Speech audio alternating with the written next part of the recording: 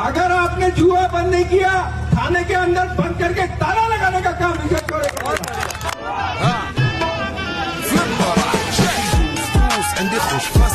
तो मंत्री जी फिर चुप। अरे ये इनके पास बोलने के लिए शब्द ही नहीं है। मैंने कहा कि हमारे सौसर क्षेत्र में अभी इतना बड़ा देह व्यापार चल रहा है, पता है आप लोगों को, सबको टीवी में देखा सबने। 14-15 जोड़ों को पकड़ा, पूरे सरियाम रेमंड चौक में देह व्यापार चल रहा है। और कौन चला रहा है वो? अरे कौन चला रहा है? बीजेपी का, भाजपा का पूर्व नगर पालिका अध्यक्ष बांगड़े, और वो सट्टा किंग है लोधीखेड़ा का, सरेआम चल रहा है। एक दिन के लिए भी उसकी दुकान बंद नहीं हुई, एक दिन के लिए। ये किसका संरक्षण है? इसमें पार्टनर कौन है आपको बताओ? ये मोहर परिवार पार्टनर है देह व्यापार में। शर्म आनी चाहिए नहीं इनको। ये गंदे काम कराने का काम, सट्टे में ये पार्टनर, जुए में ये पार्टनर, देह व्यापार में ये पार्टनर, गौ तस्करी में ये पार्टनर, सारे जितने अवैध धंधे हो रहे हैं छिंदवाड़ा पांडुर्ला जिले में, सब कौन कर रहा है? अरे बीजेपी के लोग कर रहे हैं कि नहीं? तो ये समझने की बात है। हमने अभी कहा कि कलेक्टर कार्यालय, हम दोनों विधायकों ने मुद्दा उठाया विधानसभा में, नकुल भैया, हमने कहा कलेक्टर कार्यालय रेलवे क्रॉसिंग के बाद जा रहा है 3 किलोमीटर, सही है ना? तो हमने विरोध किया कि मैंने कहा साहब, अभी प्रभारी मंत्री से बोला, हमने कहा कलेक्टर कार्यालय यहाँ बनना चाहिए। कहाँ बनना चाहिए? जहाँ वही बनना चाहिए ना। सबकी मंशा है कि नहीं? पूरे पांडुर्ला की क्या मंशा है? कलेक्टर ऑफिस कहाँ बनना चाहिए? पर ये कलेक्टर किसके कहने पे उधर लेके जा रहा है? बीजेपी के कहने पे। भू माफिया के, शराब माफिया कौन है? आपके नाम बताओ। अरे नाम बताओ, पांडुर्ला में शराब माफिया कौन है? और रेत माफिया कौन है सौसर पांडुर्ला का? तो ये दोनों मिलकर भू माफिया कहाँ लेके जा रहे हैं? कलेक्टर कार्यालय, रेलवे वरुण रोड पे। तो हमको जाने देना है कि वहाँ नहीं जाने देंगे ना। अभी आपने सबने, हमने लड़ाई लड़ी तो कार्यालय का काम रुक गया, रुका ना? टेंडर हो गया। नकुल भैया, आपने हमको आश्वासन दिया कि लड़ाई लड़ो, पांडुर्ला में जहाँ कार्यालय लग रहा वहीं लगना चाहिए। ये पूरा व्यापार ठप हो जाएगा, होगा कि नहीं होगा? गरीबों का बिजनेस मार खाएगा कि नहीं खाएगा? कोर्ट यहाँ पे चल रहा है और कलेक्टर ऑफिस कहाँ चल रहा है? 3 किलोमीटर दूर। जो सौसर से, रावाकोला से आने वाला आदमी बस स्टैंड पे उतरेगा और 3 किलोमीटर दूर पैदल जाएगा क्या? तो ये सबके संभावनाओं का ध्यान रखते हुए ये हम आज कलेक्टर साहब से निवेदन करना चाह रहे हैं कि कलेक्टर से, हमारे पुराने कलेक्टर से कोई दुश्मनी नहीं थी, पर हमारी दुश्मनी इसलिए हुई कि उसने हमारे अत्याचार और अन्याय के खिलाफ हम आवाज उठाते थे, वो सुना नहीं। पर नए कलेक्टर साहब आए, आपको बताना चाहता हूँ, आपको मैंने पत्र लिखा कि शराब के ठेकेदार, चाहे अज्जू ठाकुर हो या सौसर का ठेकेदार हो, शराब के ठेकेदार धड़ाल्ले से गली गली कुचो कुचो में शराब बेच रहे ना। और रेट लिस्ट लगा के रखी कि इन्होंने सारे महंगे दामों पर शराब बेच रहे। मैंने कलेक्टर को कहा कि अगर आप नहीं सुनोगे तो जो अर्ज हमने पुराने कलेक्टर के किया, आपके साथ भी वही अर्ज करेंगे, आपके खिलाफ भी सड़क पर उतरेंगे। तो इस कलेक्टर को हम बताना चाह रहे हैं कि समझ जाओ, सुधर जाओ।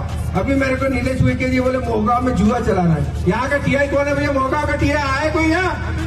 मोहगांव के टीआई साहब को मैं चैलेंज करता हूँ, मेरे विधानसभा क्षेत्र में हो, अगर आपने जुआ बंद नहीं किया, थाने के अंदर बंद करके ताला लगाने का काम विजय करेगा।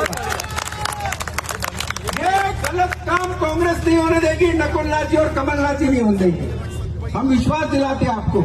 और एक चीज और बताना चाहता हूँ, आज सबने भैया ऐसा आदमी चुन लिया लोकसभा में जो केवल स्वागत ही कर रहा है, अभी भी स्वागत ही स्वागत। मुझे बताओ, क्या बंटी साहू जी ने दादाजी धाम एक्सप्रेस चालू कराई पांडुर्ला में? क्या मुझे बताओ, सब दादाजी के भक्त है ना यहाँ पर? सब लोग खंडवा जाते थे, दादाजी धाम किसने चालू कराई थी पहले बताओ? ये कमलनाथ जी की दादाजी धाम एक्सप्रेस किसने बंद कराई? बंटी साहू ने कराई कि नहीं? तो ये इसका पाप का भागीदार कौन है? बंटी साहू है। अरे इनसे एक ट्रेन चालू नहीं हो रही, ये क्या बताएंगे विकास की बात? विकास किसी ने किया तो नकुलनाथ जी और कमलनाथ जी ने छिंदवाड़ा जिले में किया। ये विकास की बात बताएंगे बीजेपी के लोग? तो मैं आप लोगों से, भैया का इशारा हो रहा है, बहुत समय हो रहा है, मैं आप लोगों से सबसे यही कहना चाहता हूँ कि आप पूरी ताकत के साथ खड़े रहिए। हम डरने वरने वाले नहीं। ये लोग मुझे चमकाते हैं, मोहड़ परिवार, बीजेपी का बंटी साहू, यहाँ का अज्जू ठाकुर, ये चमकाते मुझे, डराते हैं। पर एक बात सुन लो, जितना तुम चमकाओगे, डराओगे, हम उतना तुम्हारे सामने छाती ठोककर डंके की चोट पर तुमसे लड़ने की ताकत भी रखते हैं। आप सबको फिर से एक बार बहुत बहुत धन्यवाद। ये आंदोलन कोई 1 और 2 दिन से थमने वाला नहीं है। बहुत सारे लोग अभी बोलेंगे आपके जाने के बाद आंदोलन हुआ, नकुल नाथ जी आए थे, बहुत सारे विधायक आए थे, क्या हुआ, क्या परिणाम हुआ? अरे आंदोलन हम करेंगे नहीं, हम आवाज उठाएंगे नहीं तो आपके जिंदा किसानों की आवाज कौन सुनेगा? हम जिंदा है, इस बात का सबूत क्या है कि हम जिंदा है? इस बात का सबूत की हजारों की संख्या में उतरी आज सड़क पर हमारा किसान और जनता है। तो हम आपका संघर्ष जारी रहेगा। आप सबने यहाँ काफी संख्या में उपस्थित हुए, आप सबका बहुत बहुत धन्यवाद। जय हिंद, वंदे मातरम। इससे नीचे कोई भी समर्थन मूल्य से नीचे कोई फसल नहीं खरीदेगा। पर ये इस देश की मोदी जी की सरकार दिल्ली में और प्रदेश में मोहन यादव की, और अब ये तीसरा इंजन लग गया, इसमें तो पेट्रोल ही नहीं और न कोई डीजल है। तीसरा इंजन बंटी साहू का छिंदवाड़ा, ट्रिपल इंजन की सरकार। लेकिन आप सब देख रहे हैं कि प्रदेश की क्या स्थिति।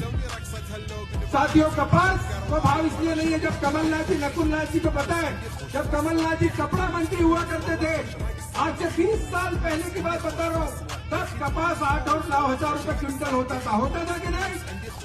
और आज क्या भाव है कपास के? तो ये परिस्थिति किसने पैदा की? इस देश के नरेंद्र मोदी और मोहन यादव और ये बंटी साहू।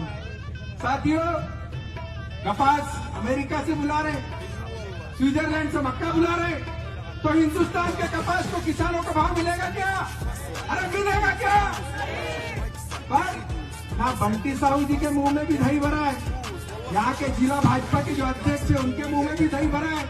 अभी 2 दिन पहले नकुल भैया हमने प्रभारी मंत्री के साथ बैठक ली, दिनेश उइके जी थे, सब पूरे बीजेपी के नेता थे वो समिति में, और हम दोनों विधायक थे। हमने सवाल जवाब पूछा कि मक्के का समर्थन मूल्य क्यों नहीं? मंत्री चुप, भाजपा के नेता चुप। हमने सवाल पूछा कपास को भाव क्यों नहीं? चुप, एक शब्द नहीं। अरे हमने कहा मंत्री जी को, मैंने तो कहा मंत्री जी अधिकारी बैठ के रखे, आपने क्या आलू बोलते समोसे खाने के लिए बिठाए? हम जो सवाल पूछे विभाग, उसका जवाब क्यों नहीं दे रहे अधिकारी?